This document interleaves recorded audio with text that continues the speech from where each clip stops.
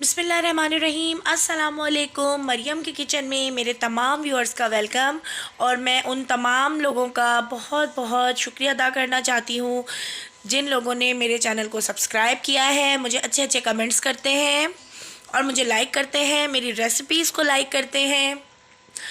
तो आज मैं आपको मटरों को प्रिज़र्व करने की तरीका बता रही हूँ। इसको रेसिपी समझें या तरीका समझें, क्योंकि बाज़ औक़ात ऐसा होता है हमारे घर में काफ़ी ज़्यादा कोई भी सब्ज़ी काफ़ी ज़्यादा क्वांटिटी में आ जाती है।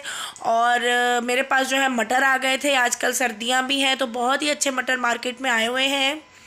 तो इसके लिए मैंने लिया है पानी, और पानी लिया है मैंने तकरीबन 5 से 6 लीटर, मतलब पतीला भर के। इतनी गुंजाइश हो उसमें कि हम मटरों को डालकर एक दो बार बॉयल आ जाए उसमें, मतलब हमारे मटर इसमें आ सकें।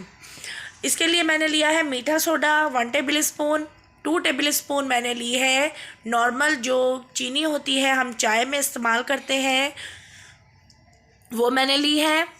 और साथ ही हम इसमें लेंगे 1 table spoon cooking oil. Cooking oil, मीठा सोडा और चीनी, बस ये 3 चीज़ें हमने इसमें लेनी है। और ये हम पानी में हमने डाल दिया है। अब पानी के बॉयल होने का मैं इंतज़ार कर रही हूँ ताकि हमारा पानी अच्छे से बॉयल हो जाए, इसमें अच्छे सा उबाल आ जाए, फिर हम मटर डाल देंगे इसमें।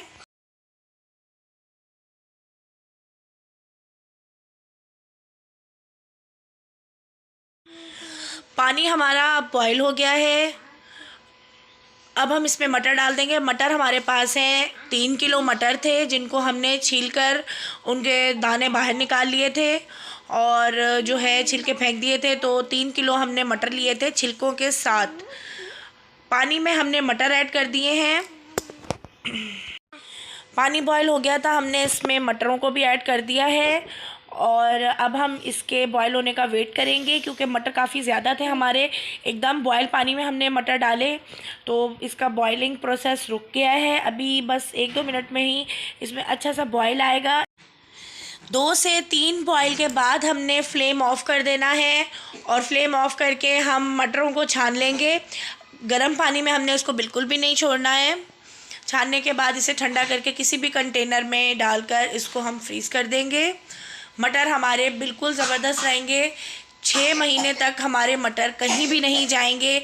जिस तरह की आगे गर्मियाँ आती हैं तो मटर का सीज़न नहीं होता, या कोई भी ऐसी वेजिटेबल होती है या फ्रूट होता है उसको हम प्रिज़र्व करके रख लेते हैं, और फिर उसके बाद जब उसका सीज़न नहीं होता हम यूज़ करते हैं तो वो चीज़ हमें बहुत ही अच्छी लगती है, और बहुत ही अच्छी अच्छी चीज़ें हम इसमें बना सकते हैं।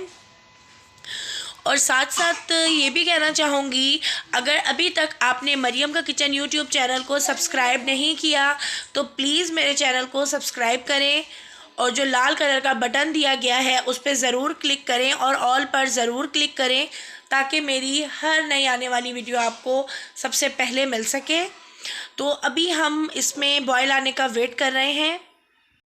2 से 3 बॉयल आ गए हैं। अब हम फ्लेम इसका ऑफ़ करके इसको ड्रेन कर लेंगे, यानी कि इसका पानी फेंक देंगे। और मटरों का पानी हमने फेंक दिया है। बहुत ही ज़बरदस्त से हमारे मटर हो गए हैं रेडी फ्रीज़ करने के। एक एयर टाइट कंटेनर में हमने मटरों को छान कर डाल दिया है। अब इसको मैं फ्रीज़र में फ्रीज़ कर दूंगी और इससे मज़ेदार सी रेसिपीज़ तैयार करूंगी। तो आपने मेरी रेसिपी से मटर स्टोर करने का तरीका ज़रूर ट्राई करना है, और कमेंट्स बॉक्स में मुझे बताना है कि आपको ये तरीका कैसा लगा। अगली रेसिपी के साथ फिर मिलेंगे। जब तक के लिए अपना ख्याल रखिएगा और मुझे दुआ में याद रखिएगा। अल्लाह हाफिज़।